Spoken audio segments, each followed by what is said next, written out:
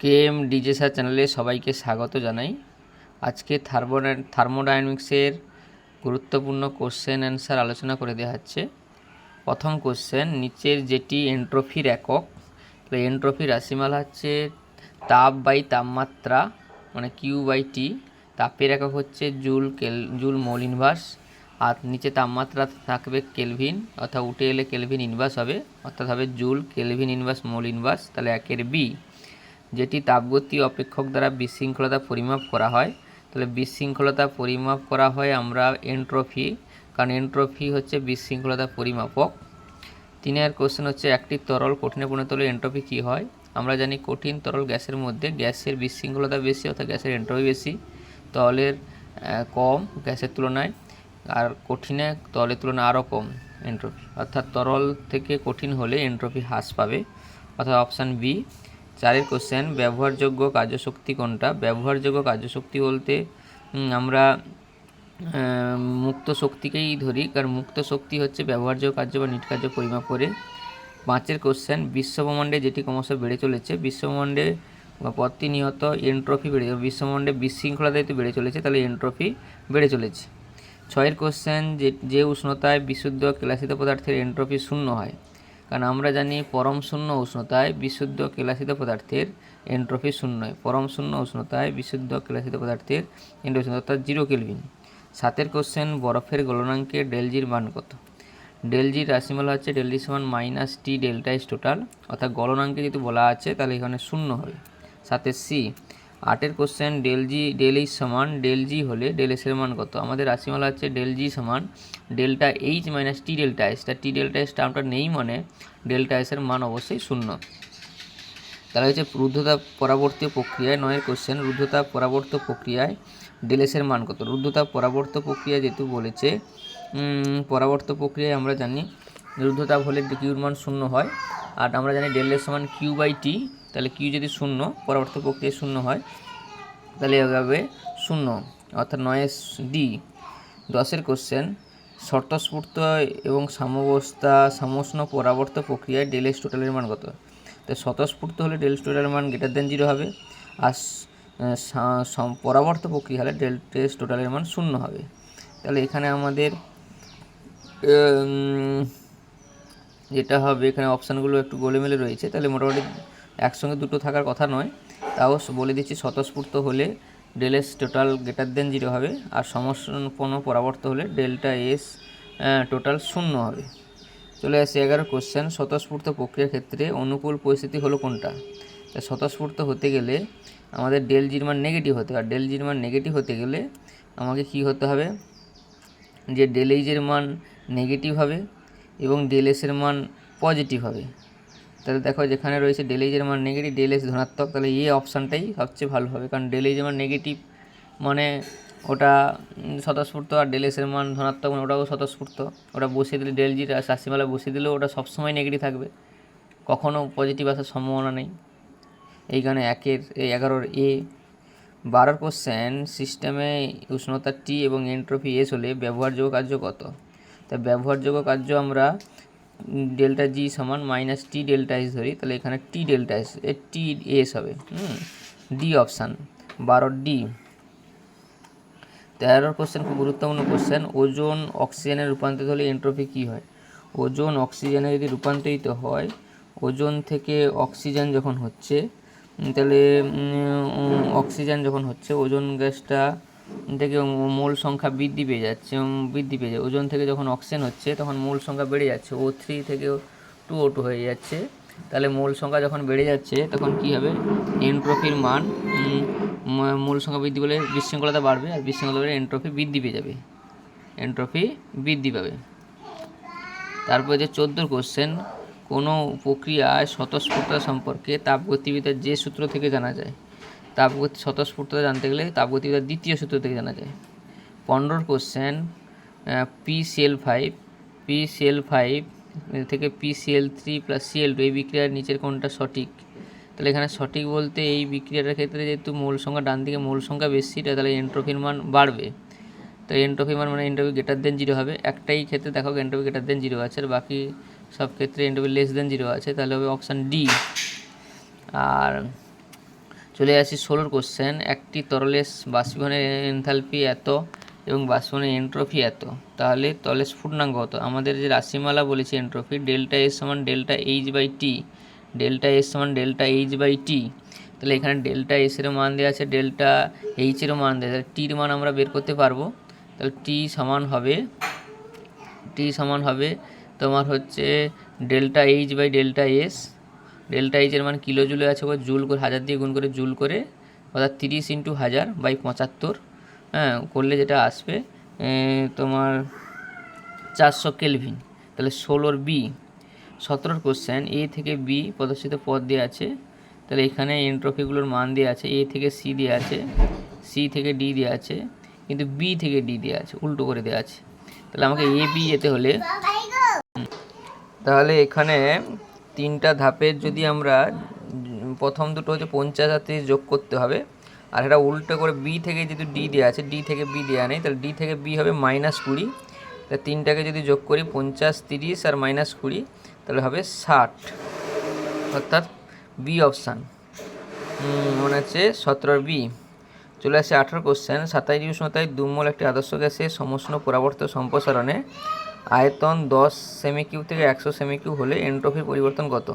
তাহলে আদর্শ গ্যাসের যে এন্ট্রপি রাশিমালা, ডেল্টা এস সমান এন আর এল এন V2/V1। তাই ওখানে এনের মান 2 মোল দেওয়া আছে, আর এর মান বসাবো, আর V2 আর V1, তাহলে আয়তন V2 হচ্ছে 100 আর V1 আছে 10, বসিয়ে দিলে আমাদের যে এন্ট্রপি রাশিমালা বেরোবে এটা হবে 38.3, মানে প্রথম অবস্থা 38.3 joule mole inverse kelvin inverse. তাহলে ওটাই হবে সঠিক উত্তর। চলে আসে 19 কোশ্চেন। 298 কিলো উষ্ণতায় 1 atm চাপে এন্ট্রপির মানগুলো দেওয়া আছে, H2Cl2 এবং HCl, আর নিচের বিক্রিয়া H2 + Cl2 থেকে 2HCl এর এন্ট্রপি করো। তো এন্ট্রপি বের করতে গেলে তাহলে 2 × HCl এর এন্ট্রপি, 2 × HCl এর এন্ট্রপি গুণ করতে হবে, মানে 2 × HCl এন্ট্রপি হচ্ছে 186.7 বিযুক্ত H2 এর এন্ট্রপি বিযুক্ত Cl2 এন্ট্রপি, অর্থাৎ এটা বিয়োগ করলে এটা আসবে 19.8। আবার বলছি, ডান দিকের HCl রয়েছে, তাহলে HCl এর এন্ট্রপির সঙ্গে 2 গুণ করব, থেকে বিয়োগ করব H2 এবং Cl2 এর এন্ট্রপি, বিয়োগ করে দিলে যে মানটা আসবে হচ্ছে 19.8। তাহলে 19 এবারে হচ্ছে 19 কোশ্চেন হয়ে গেল। এবারে চলে আসি আবার কিছু question, important question. Delta S সমান কিউ রিভার্সিবলটাই, এটা আমরা জানি। এইটি কাচের বিকারকের মধ্যে জল এবং বিকারের মধ্যে যখন বরফ পরিণত হয় তখন নিচের কোনটি সঠিক? তাহলে আমাদের যে জল থেকে যখন বরফ হয়, জল থেকে যখন আমাদের বরফ হয়, তাহলে আমাদের যখন দেখি সিস্টেমের এন্ট্রপি হ্রাস পেয়ে যায়, কারণ জল থেকে বরফ হলে, তরল থেকে কঠিন হলে এন্ট্রপি হ্রাস পেয়ে যায়, সিস্টেমের এন্ট্রপি হ্রাস পায়, কিন্তু পরিবেশের এন্ট্রপি বৃদ্ধি পায়। তাহলে সিস্টেমের এন্ট্রপি হ্রাস পেলে পরিবেশের এন্ট্রপি বৃদ্ধি পাবে। তাহলে জল থেকে যখন বরফ হচ্ছে তাহলে এন্ট্রপি হ্রাস পাচ্ছে, তাহলে সিস্টেম এন্ট্রপি হ্রাস পাবে, পরিবেশ এন্ট্রপি বৃদ্ধি পাবে। চলে আসি 2 কোশ্চেন, নিচে কোন তথ্যটি সঠিক নয়? সঠিক বলতে ΔG 0 পরাবর্ত প্রক্রিয়া, এটা সত্য হয়। ΔG পজিটিভ হলে স্বতঃস্ফূর্ত, এটা সত্য হয়। ΔG নেগেটিভ হলে একটি স্বতঃস্ফূর্ত, তাহলে ওটাই সত্য নয়। তাহলে হবে option 2 C, sorry 2 B. ΔG positive হলে স্বতঃস্ফূর্ত হয়, এটা ভুল কথা। ΔG নেগেটিভ হলে স্বতঃস্ফূর্ত, তাহলে অপশান বিটা ভুল হবে, অপশান বিটা ভুল। চলে আসি 3 কোশ্চেন। CS+O2 থেকে CO2 এই বিক্রিয়ার স্বতঃস্ফূর্ততা সম্পর্কে তাপগতিবিদ্যা যেটি প্রযোজ্য হয়। তো এটা হচ্ছে আমাদের স্বতঃস্ফূর্ততার শর্ত ব্যাখ্যা করতে গেলে যেটা আমাদের যে সূত্র দ্বারা আমরা প্রকাশ করব, এটা হচ্ছে দ্বিতীয় সূত্র, কারণ স্বতঃস্ফূর্ততার শর্ত মানে দ্বিতীয় সূত্র দ্বারা প্রকাশ করা হয়। 4 কোশ্চেন খুবই ইম্পর্টেন্ট কোশ্চেন, যে নিচের কোন বিক্রিয়া ডেল্টা এস হ্রাস পায়? আমরা বলেছি গ্যাসীয় যদি বিক্রিয়ায় ডান দিকে গ্যাসীয় বিক্রিয়াজাত পদার্থের সংখ্যা বেশি হবে বিক্রিয়কের তুলনায়, সেখানে এন্ট্রপি বৃদ্ধি পাবে। আর যেদিকে বিক্রিয়াজাত পদার্থের গ্যাসীয় মৌল সংখ্যা কম, সেখানে ডেল্টা এস হ্রাস পাবে। কেননা আমরা জানি গ্যাসের এন্ট্রপি বেশি, আর যত মৌল সংখ্যা বেশি হবে তত এন্ট্রপি বেশি। তাহলে আমাদের যে বিক্রিয়াগুলো দেওয়া আছে, তাহলে দেখতে পাই যদি আমরা ডি অপশানে দেখো, ডি অপশানে বাম দিকে 3 মোল গ্যাস আছে আর ডান দিকে কোনো গ্যাস নেই, তাহলে ওখানেই হচ্ছে এন্ট্রপি ডেল্টা এস হ্রাস পাবে। আর বাকিগুলোর ক্ষেত্রে আমাদের দেখতে পাচ্ছি এন্ট্রপি বৃদ্ধি পাবে, কিন্তু ডি অপশানে বাম দিকে গ্যাসের মোল সংখ্যা বেশি কিন্তু ডান দিকে কোনো গ্যাসীয় মোল সংখ্যা নাই, অর্থাৎ এন্ট্রপি হ্রাস পাবে। 5 কোশ্চেন, জলের স্ফুটনাঙ্কে ডেলজির মান কত? স্ফুটনাঙ্ক হোক গলনাঙ্ক হোক, স্ফুটনাঙ্ক এবং গলনাঙ্কে ডেলজি সবসময় 0 হয়, তাহলে 5 সি।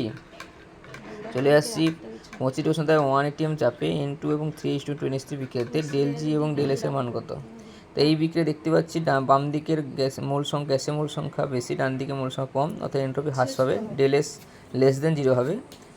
আর ডেলএস <0 যদি আমরা দেখি তাহলে আমাদের দুটো রয়েছে, একটা হচ্ছে এ এবং ডি অপশান, তাহলে আমাদের যদি এ এবং ডি অপশান, আর একটা যদি দেখি ডেল্টা জির মান <0, কিন্তু এই বিক্রিয়াটা স্বতঃস্ফূর্ত বিক্রিয়া, স্বতঃস্ফূর্ত বিক্রিয়া হলে ডেলজি নেগেটিভ হয়, তাহলে অবশ্যই অপশান এ অপশান হবে, কারণ ডেলজি নেগেটিভ হবে এবং ডেলএসও নেগেটিভ হবে, তাহলে অপশান এ 6-এর এ।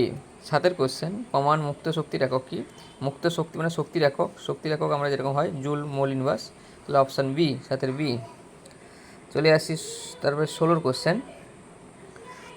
16 কোশ্চেন, যে একটি বিক্রিয়ার ডেল0 সেল যদি ঋণাত্মক হয় তাহলে ডেল0 এবং কে এর মান সঠিক, তাহলে আমরা জানি ডেল্টা জি সমান -NFE0, তাহলে ডেলজি নেগেটিভ আছে মানে ডেলজি মান পজিটিভ হবে, মানে ডেলজি <0 হবে। আর কিউ মানে সাম্যধ্রুবকের মান আমাদের যেটা হবে তোমার 1-এর থেকে কম হবে, কারণ সাম্যধ্রুবকের মান 1-এর থেকে কম হবে, কারণ ডেল0 রাশিমালা আছে ডেল0 সমান -RT ln K, তো এই সমীকরণ অনুযায়ী দেখতে পাবো আমরা ইকুইলিব্রিয়াম মানে সাম্যধ্রুবকের মান 1-এর থেকে কম হবে, অর্থাৎ হবে অপশান বি ডেল্টা 0 <0, কারণ E0 নেগেটিভ বলে ডেল0 পজিটিভ হয়ে যাবে, আর ডেল্টা 0 যেহেতু রাশিমালা -RT ln K, তাহলে সেখানে কে ইকুইলিব্রিয়ামের মান 1-এর থেকে কম হবে। চলে আসি 17 কোশ্চেন। 17 কোশ্চেনে আমাদের যে কোশ্চেনটা দিয়েছে ডেল্টা এস রাশিমালা, তাই আমরা জানি ডেল্টা এস রাশিমালা হচ্ছে ডেল্টা এস সমান NR ln, হ্যাঁ, পি দিয়ে যেহেতু দেওয়া আছে তাহলে P initial by P final, কারণ V two minus V two by ছিল, ওটা উল্টে যাবে, P one P initial by P F, তাহলে 17C। 18 কোশ্চেন, একটি নির্দিষ্ট বিক্রিয়ায় ডেলএইচের মান দেওয়া আছে, ডেলএসের মান দেওয়া আছে, যে উষ্ণতায় স্বতঃস্ফূর্ত হবে, তাই স্বতঃস্ফূর্ত হতে গেলে আমাকে টি সমান ডেলএইচ বাই ডেলএস করতে হবে, তাই ডেলএইচ বাই ডেলএস করতে হবে। এখানে ডেলএইচের মান 5.5 × 1000 বাই ডেলএসের মান 83.6, কাটাকাটি করলে যে মানটা আসবে তোমার আসবে যেটা 425, তাই 425 কেলভিনের উপরে হবে না নিচে হবে, যেহেতু আমাকে দুটোর মান পজিটিভ দেওয়া আছে, তাহলে দুটোর মান পজিটিভ হচ্ছে, তাহলে ডেল্টা জিকে নেগেটিভ হতে গেলে ডেলএইচের মান বেশি হতে হবে, তাই ডেলএইচের মান বেশি হতে হবে মানে টির মান বেশি হতে হবে, যে মানটা বেরিয়েছে 425 তার থেকে বেশি হতে হবে, 425-এর উপরে উষ্ণতায় এটা স্বতঃস্ফূর্ত হবে। আমাকে দেখতে হবে যদি দুটোর মান যদি পজিটিভ হয়, ডেলএইচ এবং ডেলএসের মান যদি পজিটিভ হয় তাহলে অবশ্যই উষ্ণতাটা বেশি উষ্ণতায় স্বতঃস্ফূর্ত হবে, আর ডেলএইচ আর ডেলএসের মান যদি নেগেটিভ হয় তাহলে নিম্ন উষ্ণতায় স্বতঃস্ফূর্ত হবে, তাহলে এখানে হবে 18A। চলে আসছে 19 কোশ্চেন, নিচের কোন পরিবর্তনের ক্ষেত্রে এনট্রপি ঋণাত্মক হয়? তাহলে এনট্রপি ঋণাত্মক মানে যেখানে ডান দিকে গ্যাসীয় মোল সংখ্যা কম থাকবে সেখানে এনট্রপির মান ঋণাত্মক হবে। তাহলে 19 কোশ্চেনে যদি আমরা দেখি, 19 কোশ্চেনে হবে তোমার বি অপশানে দেখো বাম দিকে মোল সংখ্যা 2 রয়েছে, ডান দিকে মোল সংখ্যা 1 রয়েছে, তাই ওখানেই হবে তোমার এনট্রপি ঋণাত্মক। আর বাকিদের ক্ষেত্রে এনট্রপি ধনাত্মক হবে, কারণ কঠিন থেকে গ্যাস হচ্ছে ঊর্ধ্বপতন বাড়বে, জলের বাষ্পীভবন তরল থেকে গ্যাস হচ্ছে বাড়বে, তাপমাত্রা প্রসারণ হচ্ছে মানে গ্যাসের প্রসারণ হচ্ছে মানে এনট্রপি বাড়বে, তাহলে একমাত্র বি অপশানে এনট্রপি ঋণাত্মক হবে। 20 কোশ্চেন, নিচের এনথালপি পরিবর্তনে অভ্যন্তরীণ শক্তির বদলে সঠিক নির্দেশ করে। তাহলে অভ্যন্তরীণ শক্তির সঙ্গে রাশিমালা হচ্ছে ডেল্টা এইচ সমান ডেল্টা ইউ প্লাস ডেল এনজিআরটি, তাহলে 20 ডেল্টা এইচ সমান ডেল্টা ইউ প্লাস ডেল এনজিআরটি। নিচের কোন পদ্ধতিতে এনট্রপি বৃদ্ধি পায়? তাহলে এনট্রপি বৃদ্ধি পায়, এই কোশ্চেনগুলো খুব ইম্পর্টেন্ট কোশ্চেন, তাহলে ভালো করে দেখবে। এখানে যেটা হবে তোমার তরলের বাষ্পীভবন হলে এন্ট্রপি বৃদ্ধি পায়, ঠিক আছে, এটা বাড়বে। কেলাসাকার পদার্থের তাপমাত্রা 135 থেকে 0 কেলভিন হলে 130 থেকে 0 কেলভিন হ্রাস পেলে এন্ট্রপি কিন্তু বৃদ্ধি পাবে না, হ্রাস পাবে, এটা হবে না। সি অপশানে সোডিয়াম বাইকার্বনেটকে উত্তপ্ত করলে সলিড থেকে অনেকগুলো গ্যাস বেড়ে যাচ্ছে, তাহলে এন্ট্রপির মান অবশ্যই বাড়বে, ডান দিকে গ্যাসের সংখ্যা বেড়ে যাচ্ছে, গ্যাসের মোল সংখ্যা।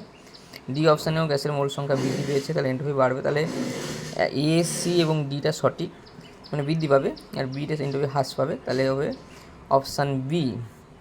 অপশান বি আছে সঠিক অ্যান্সার। এবারে চলে আসি তাপ রসায়নের কোশ্চেন।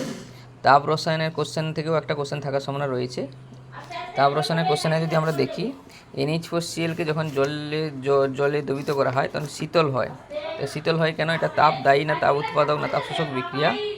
তাপ তাপ তাপ শীতল হচ্ছে মানে তাপ শীতল মানে শোষক বিক্রিয়া, তাহলে 4-এর এ। 5-এর কোশ্চেন, দ্রুত একটি তাপ শোষক বিক্রিয়া মুক্ত বায়ুতে ঘটানো হলে কি হবে? তাপ শোষক বিক্রিয়া যদি মুক্ত বায়ুতে ঘটানো হয়, তাহলে তাপ শোষক বিক্রিয়াকে যদি আমরা মুক্ত বায়ুতে ঘটাই, তোমার হ্রাস পাবে তাপমাত্রা, কারণ তাপ শোষক বিক্রিয়াকে যদি মুক্ত বায়ুতে ঘটানো হয়, বায়ুর তাপমাত্রা বায়ুর মানে বায়ুর কাছ থেকে তাপ শোষণ করে নিচ্ছে সিস্টেমটা, তাহলে সিস্টেমের তাপমাত্রা বাড়ছে ঠিক আছে, কিন্তু বায়ুর তাপমাত্রা হ্রাস পাচ্ছে।